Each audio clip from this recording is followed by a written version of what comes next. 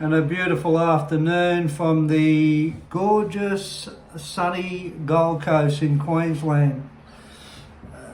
Excuse the sweat on the sweater. I've just come back from the gym, and while I was down there I had a little message or an epiphany that comes to me from the source or wherever out there or here.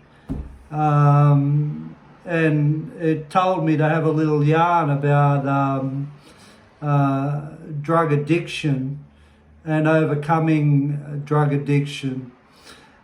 Well, I don't know if you do know, but if you've watched other stuff on YouTube, you'll know by now that I've had a big part of my life in addiction.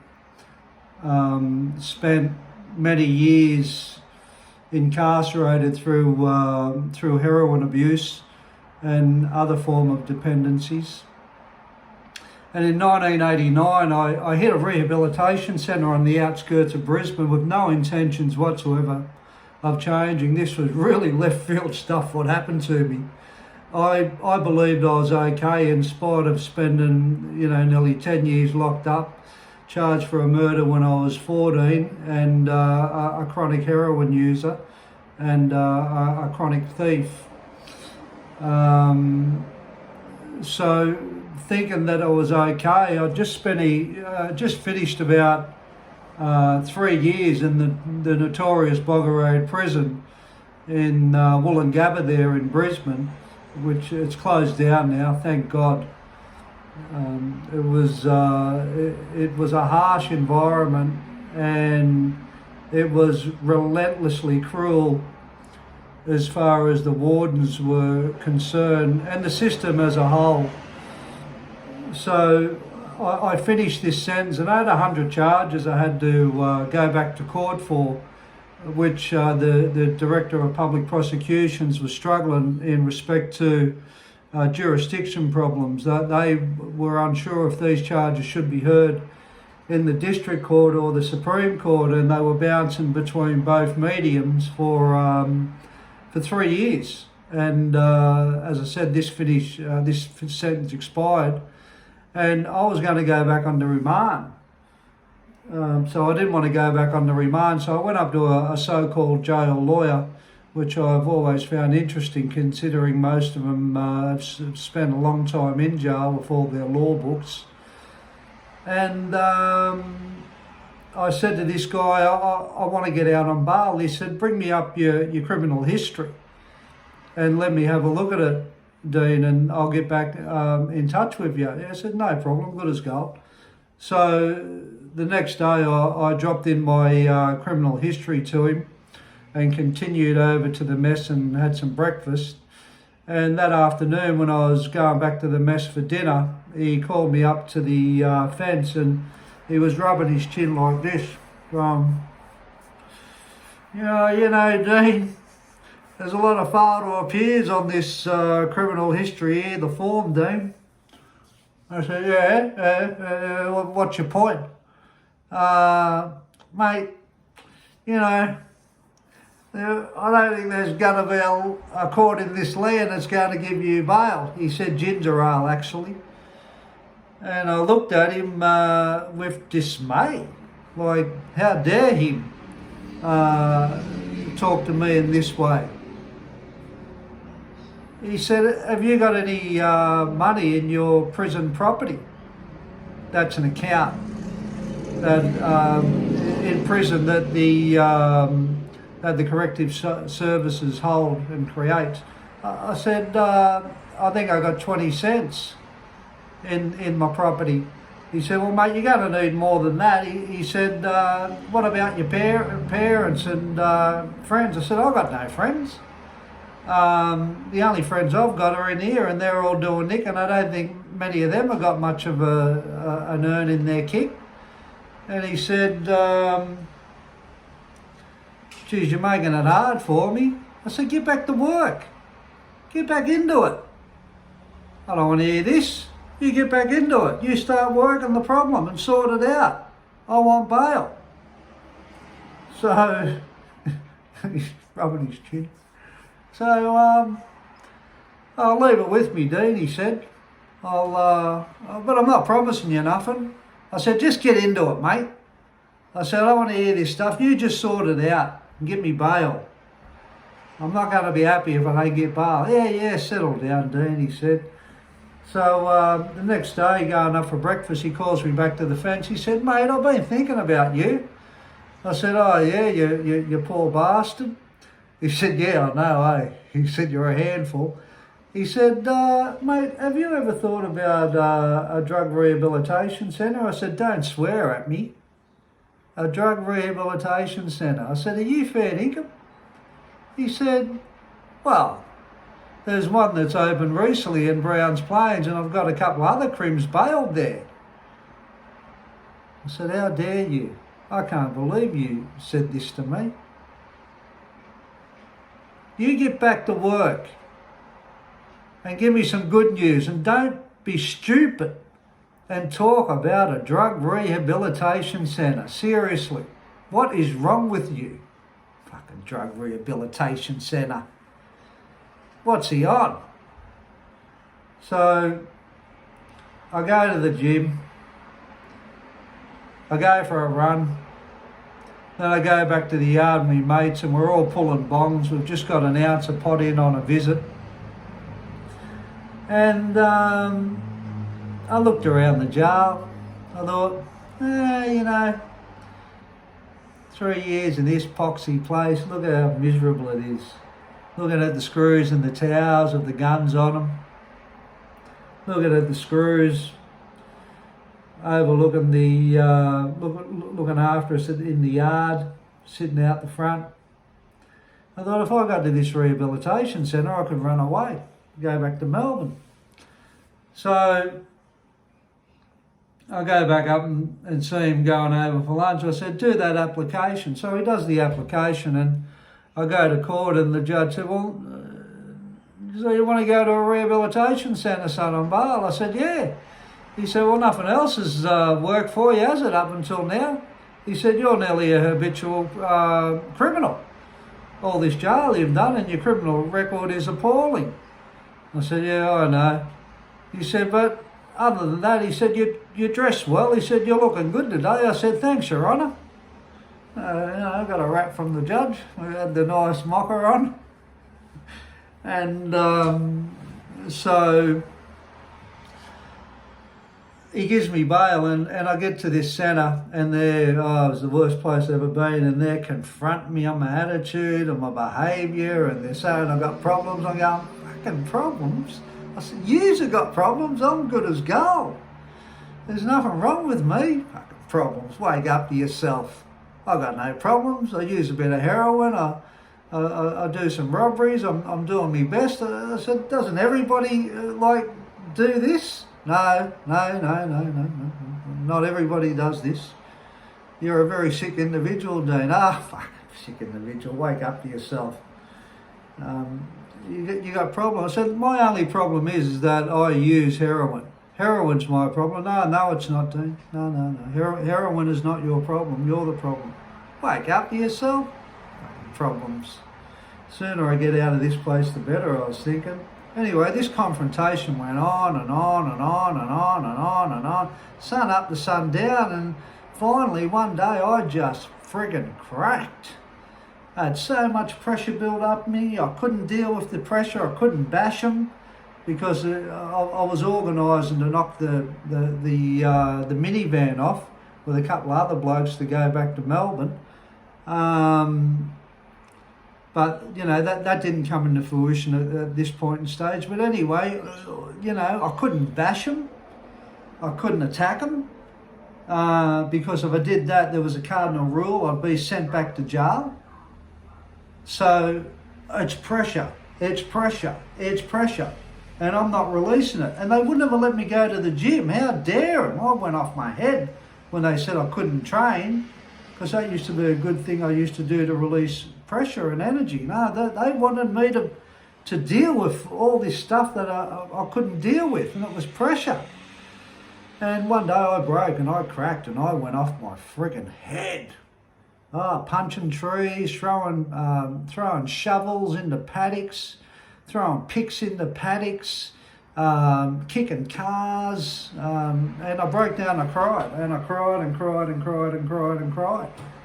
And I cried for about 4 hours, and after it I felt really good. I felt really light. I had to sleep, and I woke up. I slept for over 24 hours, and the next day I woke up, I was feeling really light on my feet from all the emotion that had got out of me from the outburst. And one of my peers said, how you feeling, dude? I said, light. No, I'm feeling good. I'm not even feeling self-conscious. I'm not even thinking what people are thinking of me. He said, welcome to vulnerability. I said, if this is vulnerability, I'm never going to leave it. And that was it. And I started applying myself to the program, and I realised everything they were saying to me was true.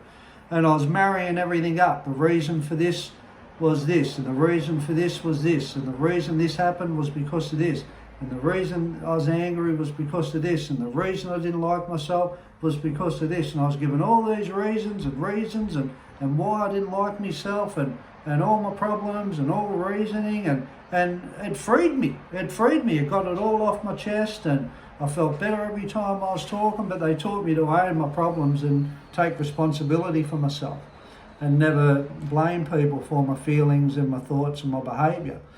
So it was all about reason and reason and reason, and this is why, and this is why. It was all, I was rationalising everything. But I had to go through that process of rationalising everything. So I went from a person that didn't believe at all that I needed help to a person that got to a rehabilitation centre and was in complete denial that I had any problems because of the way I was conducting myself in my life. I was wrong again.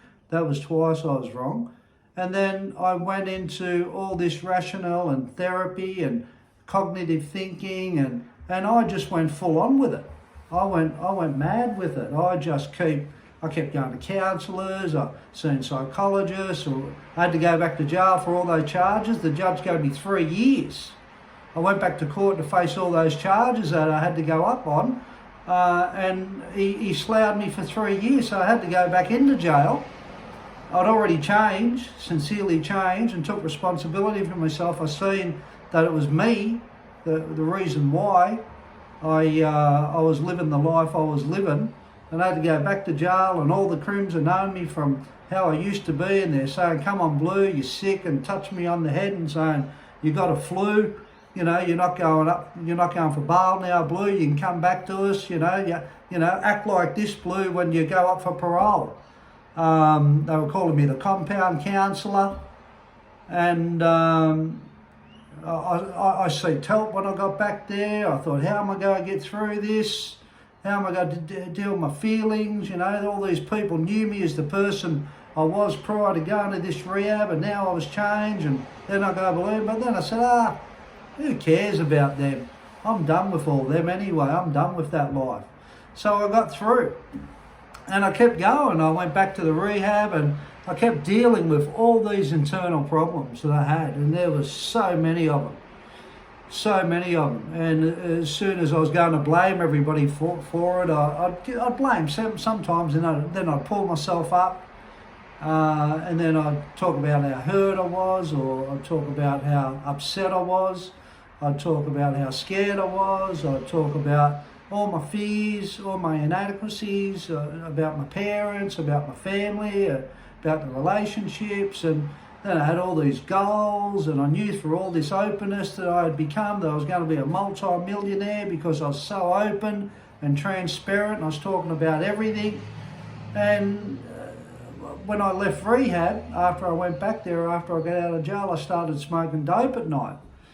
And then I'd stop smoking dope, and then I'd start smoking dope again, and as the years rolled on, I started drinking red wine, and then I'd start having speed on the weekend, and that rolled on, and I was always smoking dope and going off it, and always had other addictions like porn addictions and prostitute addictions during that, and And I was always questioning it and stopping it and going, help me, and I don't want to do this anymore. But I wasn't going to the extremes I used to go, And I was very wealthy. I became extremely wealthy. So I had a lot of money. So I had the freedom to do what I want. And I believe I got blessed, with all this. And I had a fantastic life financially. And I still have. And, but, it's taken since rehab, all my addictions through my life since, say, 1991 till about a year ago, where I stopped everything. And oh my God, the clarity that I've got today from not stopping anything. I don't even have any struggles in my mind. I don't have any voices in my head anymore. When I was using pot, going on and off, and other dependencies, I was split myself because there was a part of me that didn't want to do it. But it wasn't my time, It wasn't my time to stop things at that point in stage. But now, I'm really in the spirit, and I'm really just in me. And one thing I've learned all the way through this, I remember when I used to take speed sometimes, and I'd sit there and I'd ask myself the question, why do I feel so good and so high and I feel so great like this? Why can't I be like this without it? And what I've realised over the last year is that I couldn't handle myself. I couldn't handle my feelings. I couldn't handle the spirit. And that's what I've realised now. And that's the message I've got to tell people. With drug addiction, you can be in denial, you can rationalise it, and you need all that stuff that I talked about. You need it all. You need it all to get to here, Well, anyway, this is for me anyway. And now I can finally handle the spirit. I can finally handle it. I can handle not wanting to get out of it. I can handle being connected to the world, to the community, to people. There's no separation in me. There's no separation. All those years in jail, it created a big separation in me that I struggled with for years and years and years. It took me years to get over that. But there's no separation whatsoever. So I'm just in one pure spirit. And you can get to this. You can get to this through drug recovery. You can get to a point where you don't rationalise things anymore. You can get to a point where you talk about all your feelings and all your problems and come out of that. But you've got to take responsibility for yourself. I really believe that. You've got to take responsibility in drug recovery to do that, to arrive at the next level. And I believe this is the next level of ultimate freedom, where I don't need anything. I don't want anything to disrespect this energy. It's so important and it's so special. The energy that runs through all of us is just uniquely, enormously beautiful. If you want the best in life, well, that spirit is the best, and that's what gives you that energy to want the best. Or if you want love, that spirit gives you that energy for love. Or if you're affectionate, or you want a beautiful, if you feel like you want beautiful partners, well, that energy gives you those feelings for that. It doesn't come from you. It comes from the energy source that's here. And everybody's plugged into it. You think it comes from you, but it doesn't. It's like air. You don't own air. It's not yours. So when you want things in life, or when when you struggle, it's probably because you don't realise that you're not really plugged into the energy source to understand it, that it's not yours. And as soon as you try and own it and attach yourself to it, it doesn't like it. It kind of doesn't work that way. It works when you can understand that it's universal. It's absolutely universal. And if the timing's right, you'll be able to fall into it. But anything that you want, or even in struggle, it's going against that. And my advice is get to know this energy. Really, that is paramount, I believe, to get to know the energy source that operates you. It's like petrol. You can't run a car without petrol. You can't run this without this energy. The energy, that's just an analogy, it's like petrol. You can't, and it's real. You need it. Like when we die, this will be here, but that energy will go out of it. But somebody else has still got the energy in them, and the energy's still here, and the air's still here, and the trees are still here, and everything is still here. So that energy is accessible one day. Keep talking about your problems all the time. It's really important in drug recovery. It's really important to rationalise and articulate where your problems come from and why they happen. That's essential to get to this level. But there is another level after that. And I hope that, people in recovery can understand that, and have hope and be optimistic that one day they won't have all the voices in their head if they keep talking about them. One day they will get over their past problems if you keep talking about them and not blaming people. Talk about your feelings all the time. Get feeling charts off the internet and identify your feelings and say, I feel hurt, I feel frustrated, I feel sad, I feel pain, I feel abused, I feel like a victim, whatever it is. But keep talking and keep talking and keep talking. You should be talking 700 words a day. That's a known fact. They've actually done studies on that and they've measured it. People, everybody's busy inside. Even people that aren't in recovery, everybody's busy. The more you talk, the more free you get. You have a great day. And as I said, there's hope in overcoming anything that you want. Just believe that that source is taking you, and that's the thing that's controlling you. Just remember all the times in your life where things have happened out of your control. That's the source. Fall into that. Fall into that more. Because we have no control at the end of the day. It's an illusion to think we have control or we're creating our life. We're not. We're just plugged in here like everybody else. You take care.